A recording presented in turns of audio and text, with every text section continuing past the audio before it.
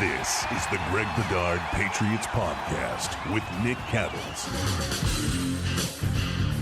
This episode is brought to you by Prize Picks, largest daily fantasy sports platform in North America. Download the Prize Picks app today. Use code CLNS. Get $50 instantly when you play $5. That's code CLNS on Prize Picks to get $50 instantly when you play $5. Also, eat smart with Factor. Get started at factormeals.com/Bedard50 off. Use code Bedard50 off to get 50% off your first box plus free shipping. Greg, of course, this time of year we have a lot to cover, so let's jump into it. I begin with David Andrews out of respect to David Andrews and what he did for this organization, this franchise. Pretty much everybody loves him to a man and to a woman. Your thoughts on the release of David Andrews? I don't like it, Nick. I don't like it for a variety of reasons.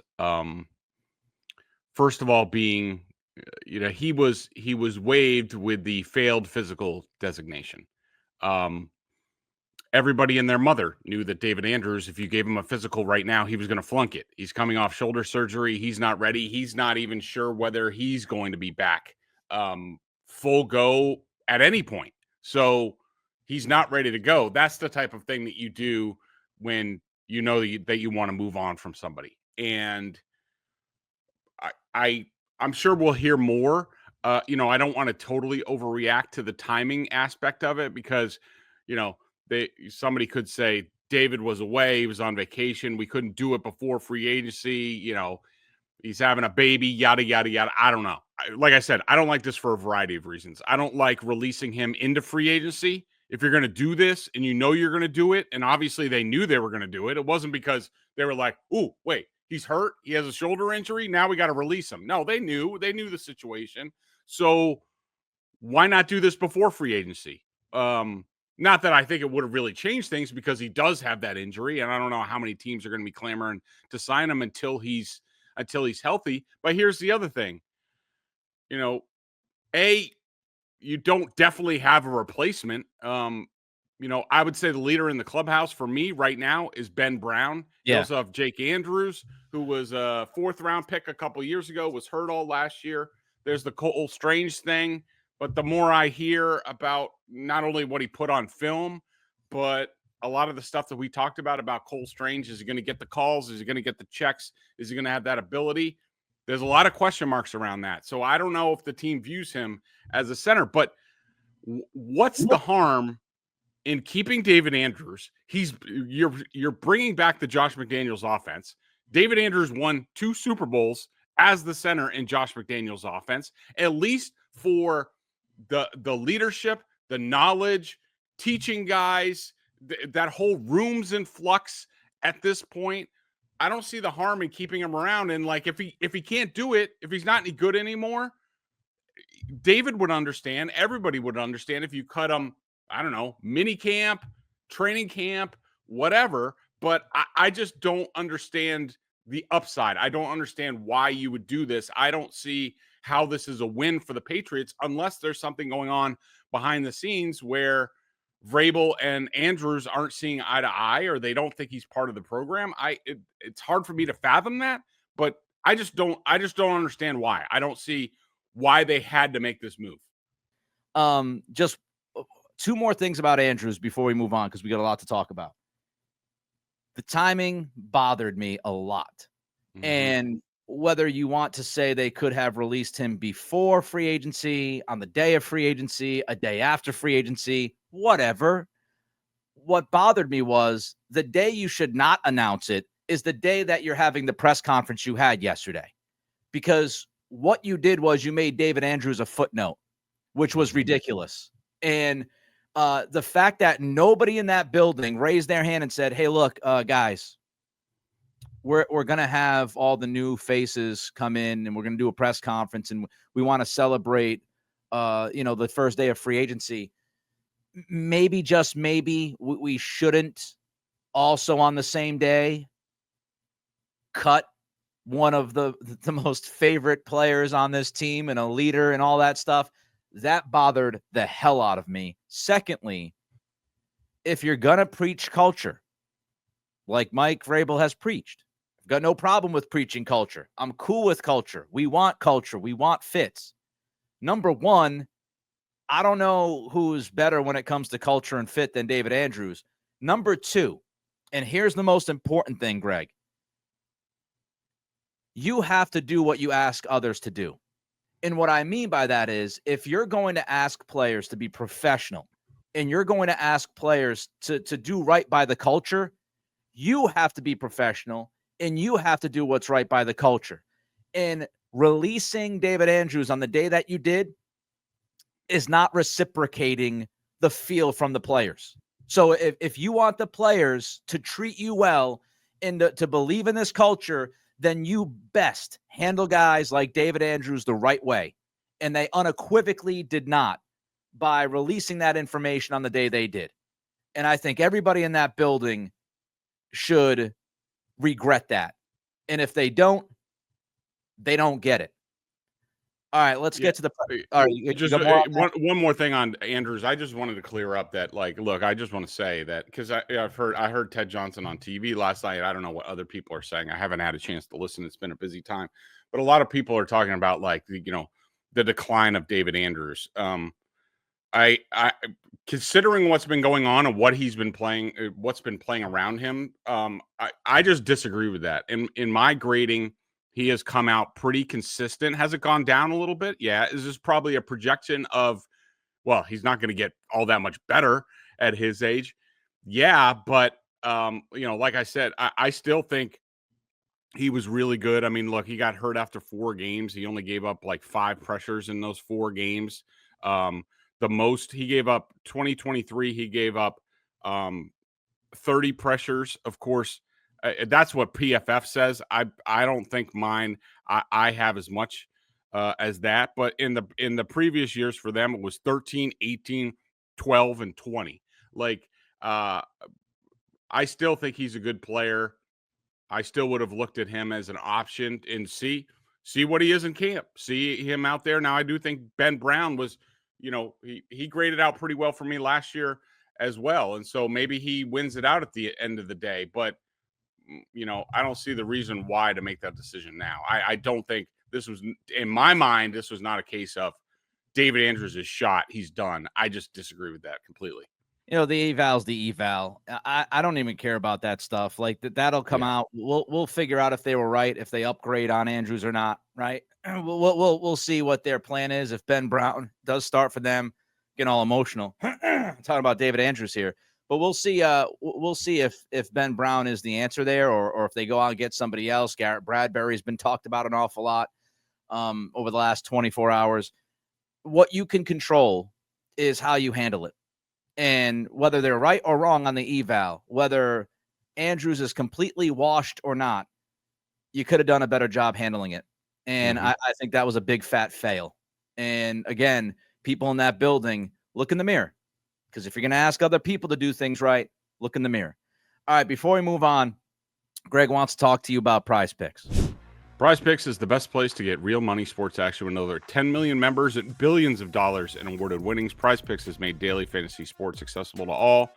You just pick more or less on at least 2 players for a shot to win up to 1,000 times your cash. Run your game all season long on Prize Picks. Prize Picks is the best way to get action on sports in more than 30 states, including California, Texas, and Georgia. The app is really easy to use. To create a lineup, all you do is pick more or less on a few player stats for your shot to win up to 1,000 times your cash. Basketball, you got basketball, hockey, esports, so much more. The second half of the basketball season is here, and the race to the playoffs is heating up on Prize Picks, the best place to cash in on your favorite sports. Don't miss a chance to cash in as the league's best fight for playoff positioning. Download the app today and use code CLNS to get $50 instantly after you play your first $5 lineup. Again, that's code CLNS to get $50 instantly after you play your first $5 lineup. Prize Picks, run your game. All right, the press conference itself. What'd you think? What'd you think about that press conference? Was it weird? Was it odd? What'd you think? Yeah, it was odd. It was odd. It was needy. It was what's going on with this organization. Look, I'm not going to totally slam them. Businesses are businesses, but this reeked of the sort of situation where there was some sort of department head meeting at Gillette and in Kraft Group, especially with the Patriots. And they basically said, like, all right, business has been down, like, I don't know, 15, 20%. Everybody needs to come up with an idea to boost revenue or boost attention on the team. And public relations came up with, well, we just spent a lot of money on these guys. Let's trot them out there. Let's get the owner out there. But look, it's a business. I get it. I'm not going to rip them too much for it. But it just seemed forced and needy. But that's where the Patriots are when you're, 8-26 over the last 2 years. And basically since the middle of the 2019 season, the news has been worse and worse. And so, between Vrabel and now the early defensive signings, maybe we'll get to offense at some point. I don't know. Maybe. They're trying to change to use words from the former coach. They're trying to change the page and look forward. Change the page. That used to drive me crazy. Like every time he used to say it, I'd be like, no, it's turn the page. It's not change the page. You don't open up a book and change the page. You turn the page. You never opened up a book and ripped the page out and then replaced it. You glued a new page in. You never did that. You never. Couple things about the presser. To me, it's a big fat nothing burger. I don't find an issue with it. It didn't bother me. It doesn't frustrate me. I don't think it's embarrassing by the organization. A few things. Number one, it's good PR. It's good PR to stand up there and sell your message to the fan base, sell your message to people who work with you, sell your message to the other players on this team in the locker room as far as why you made certain moves. And yes, you could talk to them later on when they all get to town, but it's the good PR of it where you want to send the message that, yes, this is a new era. We're doing things differently. You're selling Vrabel. You're selling Wolf. You're selling Kraft after the terrible report card again. That's what businesses do, and that's what teams do. So I don't have an issue. It's public relations.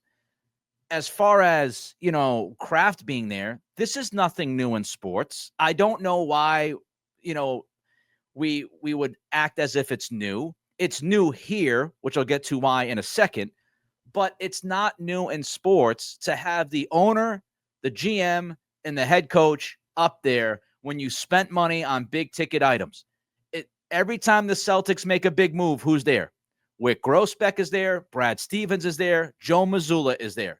Before John Henry went into hibernation because he's afraid of the media, when the Red Sox made big moves, who was there? John Henry, Theo, Dave Dombrowski, the manager. This is what happens. So to me, it's a nothing burger. This is what franchises do. And it's not just Boston. It's across the country. This is what they do. Sometimes you regret it. I'm pretty sure Jimmy Haslam was at the Deshaun Watson press conference. Oops. Sometimes you regret it. But this is what happens. And the final point is, why are they doing it now? What's happening now? Because Bill Belichick's not here anymore, folks. Do you think if Bill Belichick was here, number one, would they have signed the guys they did? I don't know. But he certainly would not have gone out there and done the PR press conference because that wasn't Bill.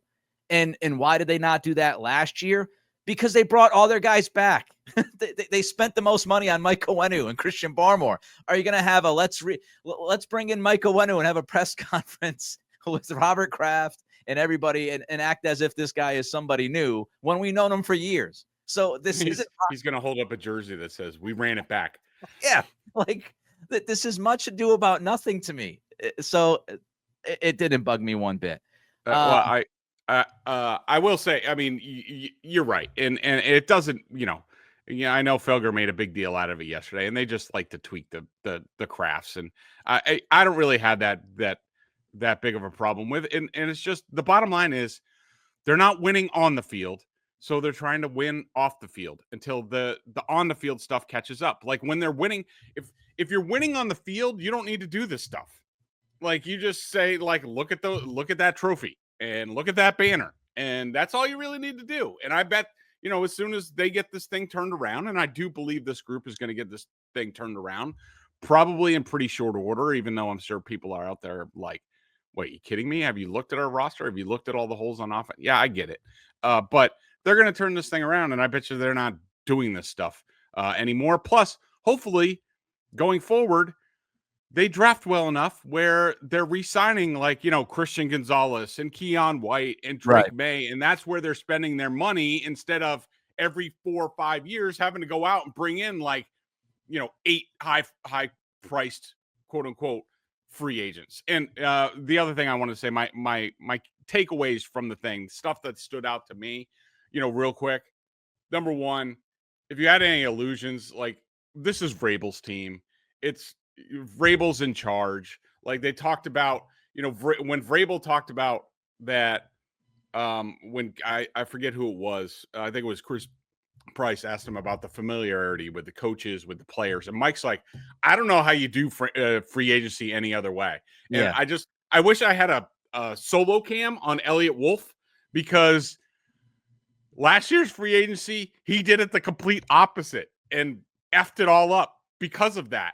And so, like, if you needed a snapshot on, if you needed to be told that, or you needed an example, concrete example of who's in charge, and that's different now, and you're listening to the Beatles and the Big Jim Murrays, and you're clutching your pearls over Elliott Wolf and Matt Groh, like that quote just told you everything you need to know, that it's Mike Vrabel and Ryan Cowden and John Stryker and Elliott's around. Matt Groh's moving to contracts. He's out of evaluations. So it's Vrabel's show. And I also wanted to say, and we sort of knew this and talked about it with when the signings happened, but to see it in human form yesterday brought it home. These dudes are just awesome football character guys. And starting with Morgan Moses, who I know you were tweeting about it. I was tweeting about it. I was like, I needed this guy as my life coach. Yeah. Like everything he said, he talked, he brought everybody. Carlton Davis won a Super Bowl. Milton Williams won a Super Bowl. That's not an accident. That comes through hard work and brotherhood and all this stuff. And he knew Spillane came in as a tryout guy and worked his way up. And he knew he had 140 tackles the previous 2 seasons, and how that doesn't happen by accident. Like I wanted to take my kids or the players that play for me, and like, I'm going to send them that video and be like, listen to this dude. And like, if you want to be something, especially in athletics, listen to this guy. But they were all awesome. Their football characters off the charts. And that's really what it's about. It's about getting the talent up, but it's also about getting the culture up at the same time. Morgan Moses was tremendous, man. Just so impressive. Just so impressive in so many different ways. If you're worried about Cam Robinson, if you sign Cam Robinson, just put him right next to Morgan Moses in the locker room. And if Cam Robinson can't figure it out sitting next to Morgan Moses, he's never going to figure it out. All right, here's a signing though, Greg. We had some news while you were talking. It's nothing huge, okay? It's nothing monumental, but it's the offensive line. The Patriots have signed Wes Schweitzer to a 1-year deal. If people are wondering, and I'm sure it's most of you going, who the hell is Wes Schweitzer? He's an interior offensive lineman. He was drafted by the Falcons. He's played for the Falcons, the Commanders, the Jets, of course, the Jets. Todd Downing obviously has an idea because he was there last season. I don't know why I'm forgetting the running backs coach's name, but I'm forgetting his name right now. Tony Deuce. There you go. Tony Deuce was in New York with Schweitzer last year as well. He has started 62 games in the NFL. He's 31 years old. And the thing that really stands out to me, Greg, is he's played everywhere on the interior. So he started his NFL career as a right guard, started 16 games for Atlanta as a right guard. Then he moved to left guard for Atlanta the next 2 seasons, was a left guard for Washington in 2020. Then he moved back to right guard. But in 2022, he also played center, 7 games at center. He started 6 games at center in 2022. So this is your Nick Leverett of 2025, it feels like. Somebody who, although Schweitzer has more experience at center than Leverett had, thank God, But this is somebody who is going to be that depth piece who can move along the line and give them some help at left guard, right guard, and center. If this is your starting left guard, I'm petrified. Yeah. I'll just say this. All you need to know, and everybody knows about me with offensive line, and especially like I like to pride myself in, like, I have a decent idea of what's in the division. Because you see him twice a year. So I watch the film. I have never heard of this guy. Like, and I will say a bulk of his playing time. So in 2020 for Washington, he played 1,000 snaps. And then his rookie year in Atlanta, he played 1,100 snaps. And other than that, especially last year, he played one snap. He played one. Before that, 149. Before that, 419. Before that, 401. I've never heard of this guy, and so it seems like I need to call up my depth chart. So at guard, so as of right now with the David Andrews thing, I have Layden Robinson and City So are my depth chart at left guard. Right now at center, I have Ben Brown, Jake Andrews, Cole Strange. Might move Cole Strange back over to left guard. At right guard, I have Michael Winu, Tyrese Robinson, and Letitia Smith. He can also play a little bit of center. I'm trying to figure out where. I guess as of right now, probably Weston Schweitzer is your starting left guard as of right now. But I think we've talked about this before, Nick, and people just need to understand at a lot of these positions, whether it's center or left guard and possibly left tackle, but hopefully not left tackle, these things are just going to be open competitions. Like, there's no plan where they're like, oh, we're releasing David Andrews, but because we have Cole Strange, and Cole Strange is our starting center. No, they don't know who their center is going to be. They don't know whether it's on the roster right now. And that was a position that they tried to upgrade along. They've tried to upgrade center, left guard, and left tackle in free agency and trades. And to this point, they haven't been able to do it. But for the most part, probably Schweitzer, he's going to be a depth piece, even if he hangs around. All right, Greg, tell us about Factor before we run through a lot more.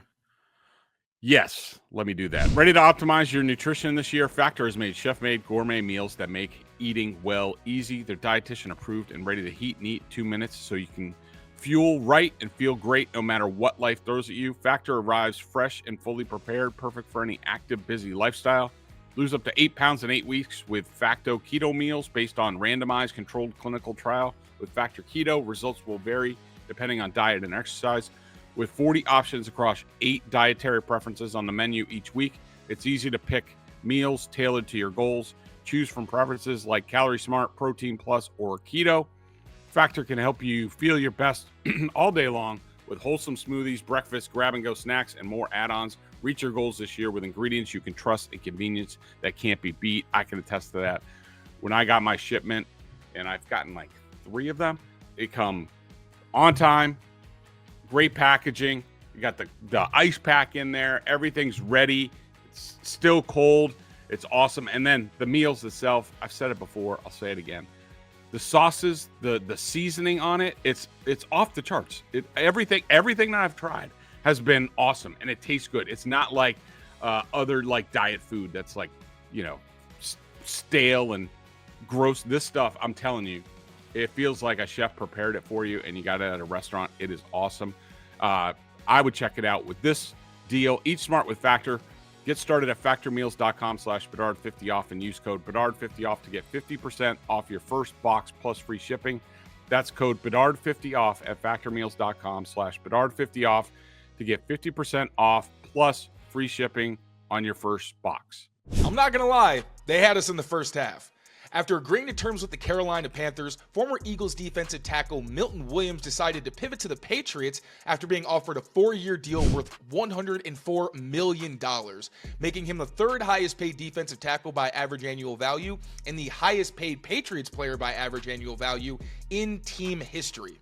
Now, there is skepticism over whether Williams can live up to his contract, as he's coming from an Eagles defensive line that was absolutely stacked with talent and was able to rotate players due to their depth. But I'm going to take a look at the stats and the film to prove that Milton Williams can not only be a difference maker as a pass rusher, but also as a run defender and become the key piece to what is going to be a revamped Mike Vrabel defense. Take this third down red zone sack against Falcons right guard Cody Lindstrom. Lindstrom comes out of his stance with both hands out in front, and Milton Williams decides to counter by first swiping to knock the guard off balance, then continuing to swipe away the hands, getting underneath Lindstrom, and taking down Kirk Cousins for a sack. Milton Williams did a full 180 as a pass rusher in 2024.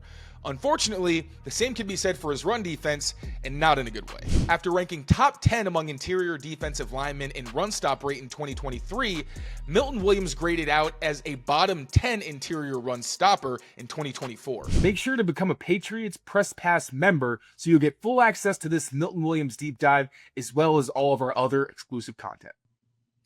Don't forget about BSJ. Greg and Mike Giardi do great work over there. $50 for the year. And also Prize Picks. Download that app today. Use code CLNS. Get $50 instantly when you play $5. All right, Greg. David Andrews not the only leader of this team leaving that locker room.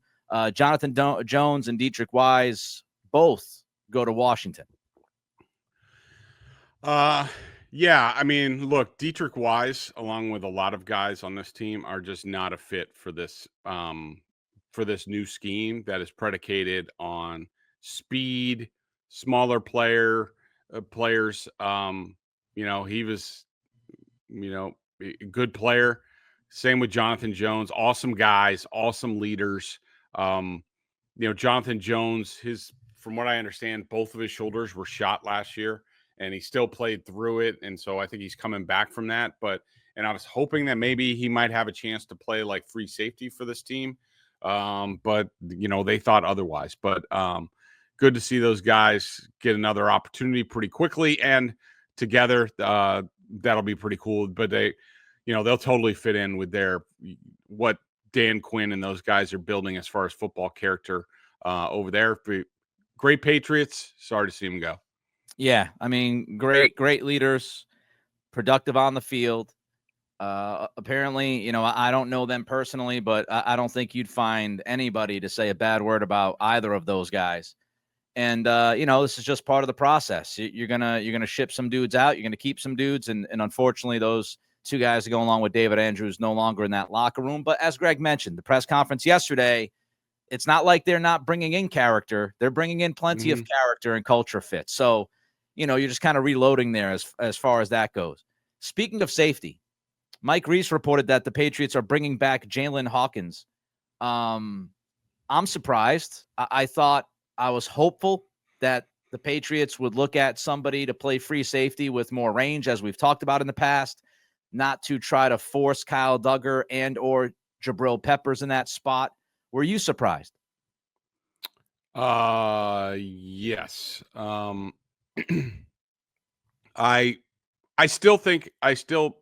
don't rule them out, especially with a possible trade. Going back on some of Vrabel's teams and that defense, you have guys like when they were at their best, especially Kevin Byard on the Bears. Yeah.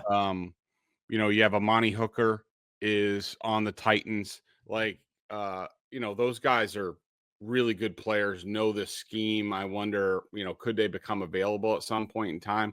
I mean, but to me, Jaylinn Hawkins is like wallpaper. I mean, he's fine. He's not terrible.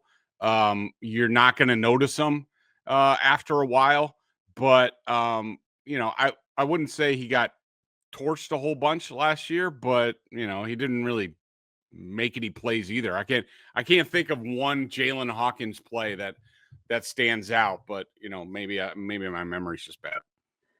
Patriots also had another signing, K'Lavon Chaisson, not my new favorite name on the Patriots, replacing I think Sione Takitaki is K'Lavon Chaisson, because I love how it just rhymes. So tell us about Chaisson, the addition. I tweeted Greg that he's a Josh Uche type, right? Like, I'm not telling you Yep. he's going to be the same as Uche, but that type of pin the ears back pass rush. Yeah, exactly. Like, again, this is, he's a 6'3", 245-pound, guy. He was a former first-round pick of the Jaguars, of Doug Marrone, Yep. with the Jaguars. Never really came into his own. Of course, a lot of stuff was going on in Jacksonville. Played well for the Raiders down the stretch last year. Had like 29 total pressures. He's basically like a Josh Uche type, and he fits in. Again, the addition of him.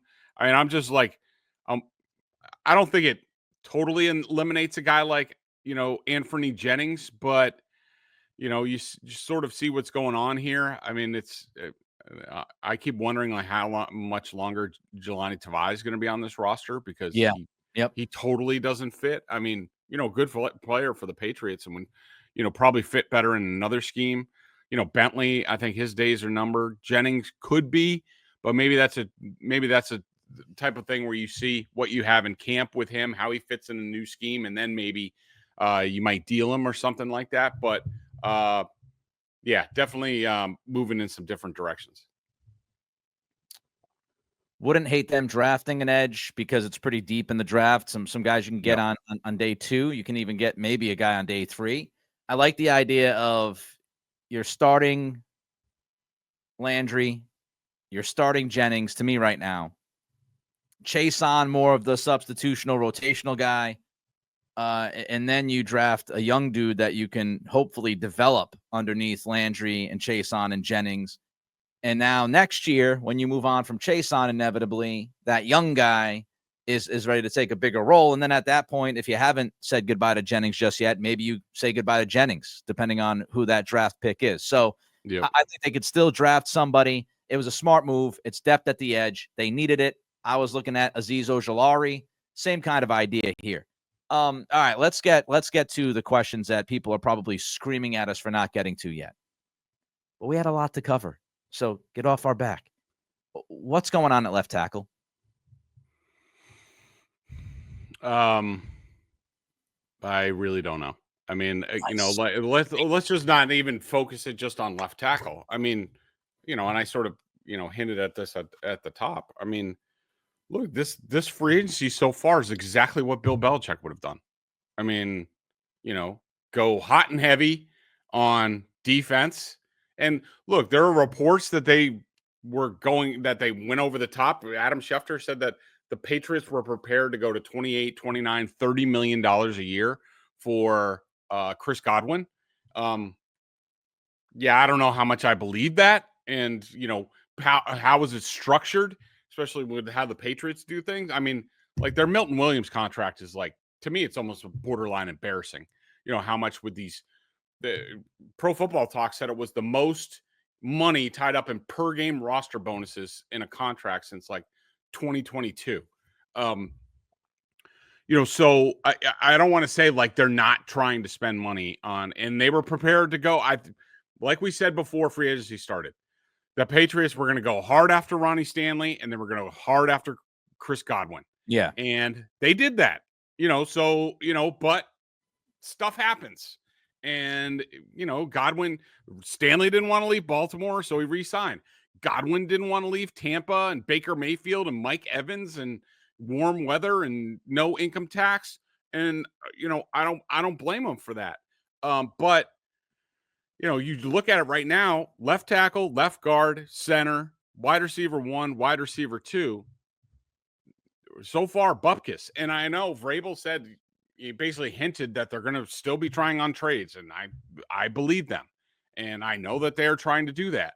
But as of right now, I think what's happening, if this is a guess, I don't have any information, Cam Robinson is overpricing himself. Yeah. He knows the market. He knows he's the last like real option at left tackle. He knows the Patriots have a gaping hole at left tackle. And he's saying, I want X, Y, and Z. And the Patriots are like, nope, we really want 1 year, $8 million per game roster bonuses. We don't really trust you. We want to put that carrot out there. that you need to a prove it deal, and we'll see whether they come together. Now, if it was up to me, I'd be like, forget Cam Robinson. I'm going forward with Vederian Lowe in the draft and whatever else I can find. But I think they're in a staring contest at this point. I'd sign Cam Robinson. I wouldn't go overboard. Like, I wouldn't give him 15, 20 million guaranteed. I wouldn't go crazy. Inevitably, you got to trust the intel from Doug Marrone. He knows the guy, right?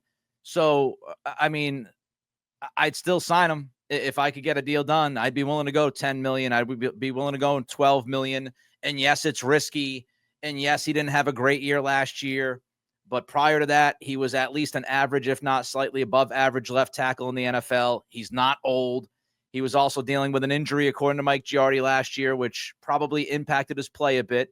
Again, there's questions. But I'd bring him in, and I'd put him right next, as I said earlier, to Morgan Moses in the locker room. I'd have a competition between Robinson and Vederian Lowe. So I didn't feel like I had to do something drastic like drafting Will Campbell at 4 if I wasn't super confident he's a tackle, or maybe reach for a guy in the second round that I might not love. I don't want to go into the draft desperate. And I'd rather have Cam Robinson, who's played the position in the league for a long time, there. And it might not work out, but at least he's there. At least he's a body. At least he's competition for Lowe. And at least you don't feel like you have to be desperate in the draft. As far as wide receiver, here's the thing. And this is the difference, Greg, for me, comparing this year to last year. The Patriots have had options, I think, to add to receiver. And they still have options. And as we're talking right now, Cooper Kupp hasn't signed. All the reporting tells you that Cooper Kupp is willing to sign with a contender, a good team, for like 11, 12 million. He would sign with the Patriots, it feels like.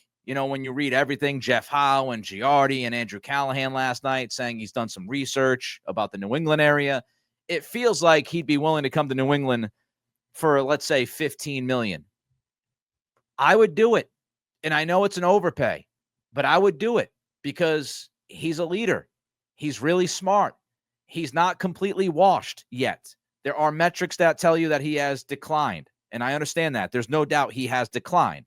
But there are metrics that tell you that he's still at least somewhat a decent wide receiver. And he's given you more than what you have in that room right now. So aside from Pop Douglas, and, you could argue Kendrick Bourne with Josh McDaniels. But here's my concern, Greg. It's like they want the perfect solution, almost. You don't go after DK Metcalf because he might not be the right fit culture-wise. But then you have a guy who's going to be a perfect fit culture-wise in Cooper Kupp, but you're unwilling to pay him. This needle is getting very difficult to thread, my friend.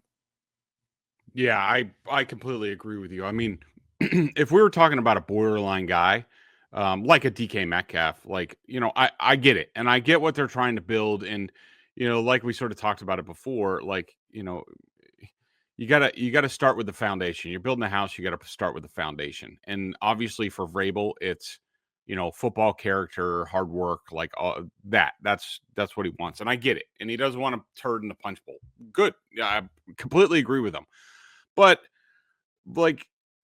and I don't want to totally indict them. If Bill was here, I know he wouldn't have tried on offense. We know that they tried, so I just don't want to say well, you were in a rush to overpay Milton Williams. And, you sort of overpaid for Carlton Davis, and you overpaid for Robert Spillane, in my opinion, for all of those guys. But, where are the overpays on offense? Are we just, now it's about the deal on offense? This is Belichickian. That's what Bill would do. And here's the other thing about Cooper Kupp. This is the same franchise that 4 years ago, paid Nelson Aguilar $12 million a year. He made $12 million the first year, and then they got rid of him. He made like 10 the second year. 4 years. Cooper Kupp's not worth that. Cooper Kupp's not worth $15 million when you're paying Nelson Aguilar, that bag of rocks, $12 million a year. That was his contract. I just don't get it. I completely agree with you. They have plenty of money They have plenty of cash. I think, to get to the cap level that we talked about, the cash spending. I don't look at the cap. Don't look at the cap. Look at the cash. They have about $60 million to get to the cap this year to spend. 25 of that's going to be on the number 4 pick if they keep it. But you can go over that 21 year when they had that free agency splurge where they had all the cap space. Nobody else did because the cap actually went down that year and the Patriots used it to their advantage. They were $51 million over the cap that year. Right now, so if you do that again, we're talking about $100 million in cash that they have to spend this year, and they're not doing it, and they need to do it. The number one priority of this offseason, above everything else, we can talk about culture, we can talk about fit, we could talk about defensively improving, and the number one priority of this offseason was to help Drake May. That's the number one priority, is to help Drake May. Protect Drake May, give him people to throw the football to that have actually done it at the NFL level. And there's plenty of time left in this offseason. I'm not going to sit here and say that they have failed the offseason. Again, right. Within the next hour, they can sign Cooper Kupp, and then tomorrow they trade for A.J. Brown, and it's okay. Yep. They sign Cam Robinson on Monday, and we're all feeling differently. But I would just like to remind them, I'm sure they know, I would hope they know, the number one priority of this offseason was to help your quarterback. And so far, Mac Hollins ain't it. I like Mac, but he ain't it. Morgan Moses, right tackle, that helps for sure. But we came in saying left tackle, wide receiver. Drake May needs help there. And so far, you haven't done it. And that's concerning. One more thing, Greg, before we say goodbye. Mike Vrabel talked about Alonzo Highsmith yesterday. He called him Zoe. It kind of threw me off. I thought he was talking about Zolak for a second. Yeah. But he brought up Alonzo Highsmith in this thing where, Alonzo has told him and told everybody else that, people become available. Let's not worry about it. Here's my concern. Are you depending way too much on other teams to do the work for you? And I'm not saying they haven't tried. I'm sure they've tried. But when you depend on other teams and you depend on the unknown, what could happen in the draft, that to me is concerning, because if things don't fall for you correctly the next month and a half, where are you going to be? Right. And that's exactly what happened. Basically, that was last year's offseason, which was they had all these plans. We're going to do this. We're going to try to trade. We're going to sign Calvin Ridley. We're going to try to trade for Brandon Ayuk. And, for various reasons, none of that stuff materialized. And look where they left themselves. Like, I agree with Mike. I agree with Alonzo. And I know you do too. That, things are going to happen. But yeah, your point is valid that, they're sort of like waiting on they're waiting on other people to do things to screw up or whatever. And, what if that doesn't happen? What are you going to do at left tackle? What are you going to do at center? What are you going to do at wide receiver? Yeah, you just like to, I think it's Phil Perry. One of Phil Perry's favorite word is urgency. Like They need to have urgency. I saw the urgency on defense. I don't see much urgency on offense. And again, I think you and I are both in agreement that we have faith in this group, that they are going to make moves. They are going to be better on the field. They are going to be a competitive team next year. I think we both believe that. And I think they will swing a trade at some point for a wide receiver. Of course, I thought that last year, and it didn't happen. I have more faith in this group. I figure that they'll get it figured out on the offensive line between the draft, between bringing in players, between Josh McDaniels and Doug Marrone and Scar being involved a little bit. I think they'll figure all that stuff out at the end of the day, and the Patriots will be more competitive. But, yeah, can we get moving on it? Can we have a little urgency? That would be nice. There's plenty of time. And yes, I agree with everything you said. I'm hopeful, and I do believe that Mike Vrabel has a clear understanding of what he wants with this football team. and not everything is solved in the first 5 or 6 days.